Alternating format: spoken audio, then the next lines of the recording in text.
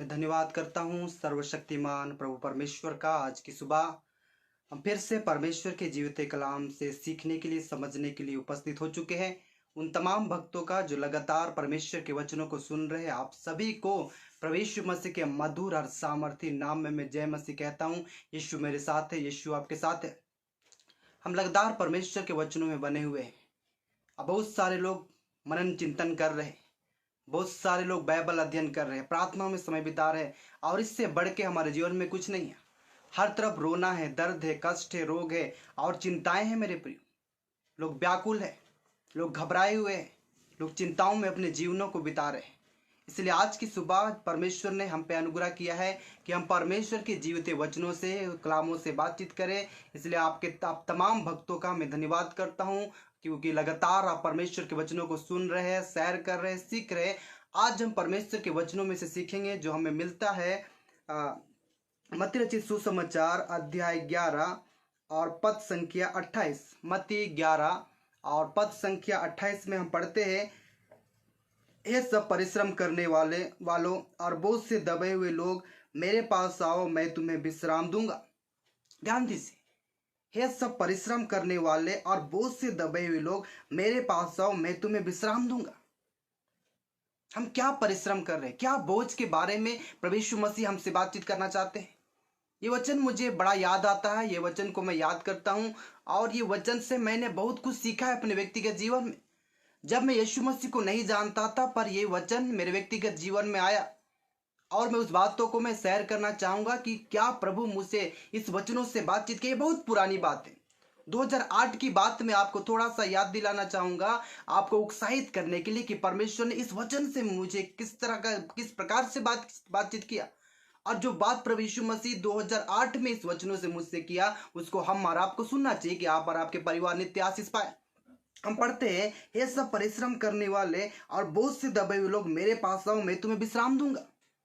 2008 की बात है, अगस्त मंथ था और संडे का दिन था, रविवार।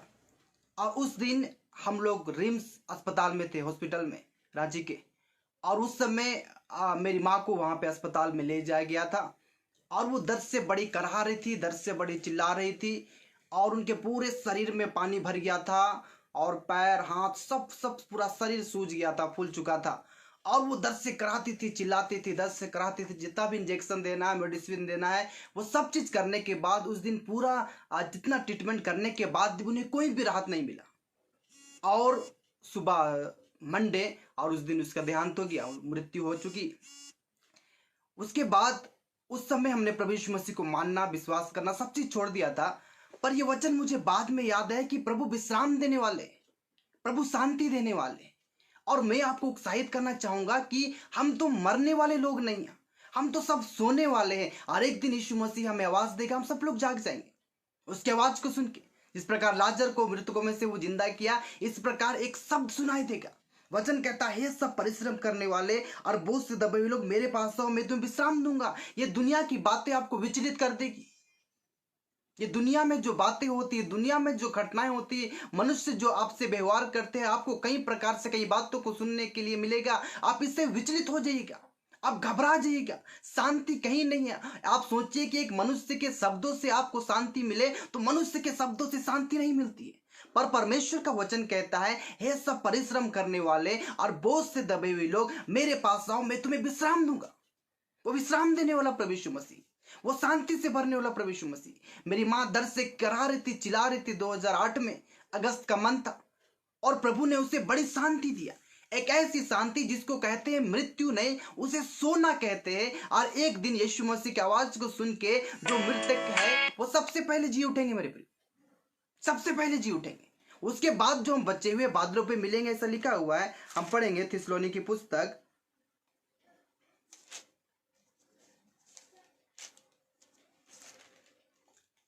पहला थिस्सलुनी को अध्याय 4 पद संख्या 16 से, क्योंकि प्रभु आप ही स्वर्ग से उतरेगा, उस समय ललकार और प्रधान दूत का सब सुनाई देगा और परमेश्वर की तुरही फूकी जाएगी और जो मसीह में मरे हैं वो पहले जी उठेंगे। तब हम जो जीवित और बचे रहेंगे उनके साथ बादलों पे उठा लिए जाएंगे कि हवा में प्रभु से मिले, और इस रीति से हम सदा प्रभु के साथ रहेंगे। इस प्रकार इन बातों से एक दूसरे को शांति दिया करो। जो मरे हैं वो पहले जी उठेंगे, जो हम बचे हुए बादलों में यीशु मसीह से मिलेंगे, और इसी प्रकार एक दूसरे को शांति देने के लिए वचन को सुनाया जाता है मेरे प्रिय। एक बहुत बड़ी जीवित आशा है। इसलिए परमेश्वर का वचन कहता है, हे सब परिश्रम करने वाले और बोझ से दबे हुए लोग मेरे पास आओ, मैं तुम्हें विश्राम दूंगा। आज जन्म से अच्छा मृत्यु है कि हम परमेश्वर से मिले। जब तक ये शरीर से आत्मा नहीं निकलेगा, आप परमात्मा से, परमेश्वर से, प्रभु से कैसे मिलिएगा। इसलिए मरना अच्छा है, मरने के लिए घबराना नहीं है, पर मृत्यु के लिए तैयारी करना है। अब मृत्यु के लिए एक तैयारी करना है कि हमें सोना है, हमें मसीह में सोना है। और मसीह में जब सोएंगे तो एक दिन उसका आवाज हमें जिंदा करेगा। स्वर्गदूत तो ललकार उतरेगा, उस समय ललकार और प्रधान दूत का सब सुनाई देगा और परमेश्वर की तुरही फूकी जाएगी। और जो मसीह में मरे, लिखा हुआ है, जो मसीह में मरे वो पहले जी उठेंगे। हमें मसीह में मर जाना है, हम पहले जी उठेंगे। हे सब परिश्रम करने वाले और बोझ से दबे लोग मेरे पास आओ, मैं तुम्हें विश्राम दूंगा। किसी मनुष्य का शब्दों से शांति पाने का कोशिश ना कीजिएगा। कोई मनुष्य आपको शांति दे दे, कोई आपको तसल्ली दे दे, ऐसा ढाढ़स दे दे, ये शब्द मैंने कब का खो दिया है। एक ही व्यक्ति है, एक ही व्यक्तित्व है जो हमें शांति दे सकता है, और वो प्रभु यीशु मसीह है मेरे प्रिय। वो प्रभु यीशु मसीह है और वही शांति देने वाले। इसलिए कहा, हे सब परिश्रम करने वाले, बोझ से दबे हुए लोग मेरे पास आओ, मैं तुम्हें विश्राम दूंगा। वो विश्राम देने की बात तो कहता है। आप परिश्रम करते, आप मेहनत करते, मगर मैं आपको बताना चाहता हूं वो शांति देने वाला परमेश्वर है। जो मरे हैं मसीह में वो पहले जी उठेंगे। हम जो बच गए बादलों में यीशु मसीह से मिलेंगे। इससे बड़ी बात क्या है इस दुनिया में। हर तरफ रोना है, दुख है, तकलीफ है, चिंता, दर्द, कष्ट, रोग है, हर तरफ तो अशांति अशांति है। किसी मनुष्य के शब्दों से शांति नहीं मिलती है। इसलिए मैंने इस वचनों को मनन किया। मेरी माँ जब दर्द से करा रही थी, चिल्ला रही थी, वो रविवार का दिन था और सोमवार को उनका देहांत हो गया, वो मसीह में सो गई। तब मैंने देखा सचमुच वो शांति देने वाला है। जब हम दर्द से कराते हैं, चिल्लाते हैं, आप जीवित में भी अगर आप परिश्रम कर रहे हैं, बोझ से दबे हुए लोग हैं, तो प्रभु आपको शांति देना चाहता है। किसी पे विश्वास ना कीजिए, किसी पे भरोसा ना कीजिए, परमेश्वर पे विश्वास कीजिए। कब आपको कौन व्यक्ति धोखा दे देगा ये बात आप समझ नहीं पाइएगा। इसलिए परमेश्वर पे विश्वास करें, उसके अनुग्रह में चले, उसकी दया में चले। मैं आपको उत्साहित करने के लिए बोलता हूं, हे सब परिश्रम करने वाले, बोझ से दबे हुए लोग मेरे पास आओ, मैं तुम्हें विश्राम दूंगा। यीशु मसीह ने कहा है। वो आपको शांति से, आनंद से भर देना चाहता है। उसमें विश्वास कीजिए, 100% विश्वास कीजिए। यीशु मेरे साथ है, यीशु आपके साथ है, आपके सारे तकलीफों को हरने के लिए, आपके सारे बीमारी को हरने के लिए, आपके सारे चिंताओं को वो आपके जीवन से उखाड़ फेंकने को तैयार है। इसलिए यीशु के पास आना होगा, उसमें विश्वास करना होगा और एक असीम शांति को अपने जीवन में महसूस करना होगा। मैं कोरस गा रहा हूं, फिर मैं आपके लिए प्रार्थना करूंगा कि आप प्रभु की बड़ी शांति को महसूस करें, बड़ी शांति को महसूस करें। मेरे पास रहना प्यारे यीशु, मैं तेरे बिना जी ना सकूंगा। मेरे पास रहना प्यारे यीशु, मैं तेरे बिना जी ना सकूंगा। Hallelujah, hallelujah, hallelujah, hallelujah, hallelujah, hallelujah, hallelujah, hallelujah. रात के अंधेरों में मेरी रोशनी बनकर आ, मौत के वादियों में मेरी जिंदगी बन जा। रात की अंधेरों में मेरी रोशनी बनकर आ, मौत के वादियों में मेरी जिंदगी बन जा। मेरे पास रहना प्यारे यीशु, मैं तेरे बिना जी ना सकूंगा।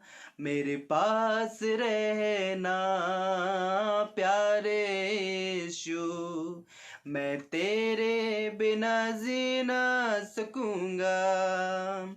Hallelujah, hallelujah, hallelujah, hallelujah, hallelujah, hallelujah, hallelujah, hallelujah. आंसुओं के समय मेरी माता तू बना, दुखों के समय मेरे पिता तू बना। आंसुओं के समय मेरी माता तू बना, दुखों के समय मेरे पिता तू बना। मेरे पास रहना प्यारे यीशु, मैं तेरे बिना जी ना सकूंगा। मेरे पास रहना प्यारे यीशु, मैं तेरे बिना जी ना सकूंगा। Hallelujah, hallelujah, hallelujah, hallelujah, hallelujah, hallelujah, hallelujah, hallelujah. मत्ती 11:28। यह सब परिश्रम करने वाले बोझ से दबे लोग मेरे पास आओ, मैं तुम्हें विश्राम दूंगा। वो हमें विश्राम देना चाहता है। हमारे परिश्रम से हमारे ऊपर जो बोझ लादा गया है, इस बोझ से परमेश्वर हमें रिहा करना चाहता है। उस बंधुआई से, पाप से परमेश्वर आजाद करना चाहता है। एक स्वतंत्रता का जीवन प्रभु यीशु मसीह में देना चाहता है। उसके चरणों पे आइए, घुटना टेकिए, रोइए, विलाप कीजिए, प्रभु इस कष्टों से मैं निकलना चाहता हूँ, इस विपत्ति से मैं निकलना चाहता हूँ। मैं कब तक परिश्रम करूंगा, आंसू बहाते रहूंगा? कब तक ये बीमारी मेरे शरीर से नहीं जाएगी? कब तक ये पाप से मैं आजाद नहीं हो पाऊंगा? कब तक ये चिंताएं मेरे शरीर को हानि पहुंचाएगी? कब तक अपने जीवन को मैं नाश की ओर लेके चलूंगा? ये सब परिश्रम करने वाले और बोझ से दबे हुए लोग मेरे पास आओ, मैं तुम्हें विश्राम दूंगा, लिखा हुआ है। वो विश्राम देने वाला है। मेरी मां दर्द से करा रही थी, चिल्ला रही थी, और सोमवार के दिन उनका देहांत हो गया। जो मसीह में मरे वो पहले जी उठेंगे। आज जो हम बच गए हैं, बादलों में यीशु मसीह से मिलेंगे मेरे प्रिय। पहला थिस्सलुनीके अध्याय 4:16 से लेके आप पढ़ लीजिएगा। प्रभु की बड़ी शांति, बड़ी अनुग्रह आपके और आपके व्यक्तिगत जीवन में रहे। आप सारे परिश्रम से, बोझ से आजाद हो जाए मेरे प्रियो, आजाद हो जाए मेरे प्रियो। आइए अपने आंखों को बंद करें, हम सर्वशक्तिमान पिता परमेश्वर का धन्यवाद करें। ओ अद्भुत परमेश्वर, आपका वचन कहता है मत्ती 11:28, ये सब परिश्रम करने वाले और बोझ से दबे हुए लोग मेरे पास आओ, मैं तुम्हें विश्राम दूंगा। आपका जुआ बड़ा हल्का है, सहज है प्रभु, और मुझसे सीखो, आप दीन वाले परमेश्वर है पिता। हम आपका धन्यवाद करते हैं। लोग परिश्रम से, बोझ से आजाद हो जाए प्रभु, पापों से आजाद हो जाए प्रभु, बुराइयां शरीर से चली जाए प्रभु, चिंताएं चली जाए प्रभु, बीमारियां चली जाए प्रभु, तकलीफें चली जाए प्रभु, निराशा चली जाए प्रभु, और सुनने वाले यीशु के नाम से शांति पाए प्रभु, शांति पाए प्रभु, शांति पाए प्रभु। आपका दास सुनने के नाते आशीष देते, सारा महिमा आपको देते, और ये विनती प्रभु यीशु मसीह के नाम से मांगते हैं, आमीन। आप सबको प्रभु यीशु मसीह के मधुर और सामर्थी नाम में जय मसीह के लिए, जय मसीह की। लगातार आप परमेश्वर की अनुग्रह, परमेश्वर की दया में बढ़ते रहिए। यीशु मेरे साथ है, यीशु आपके साथ है। Praise the Lord.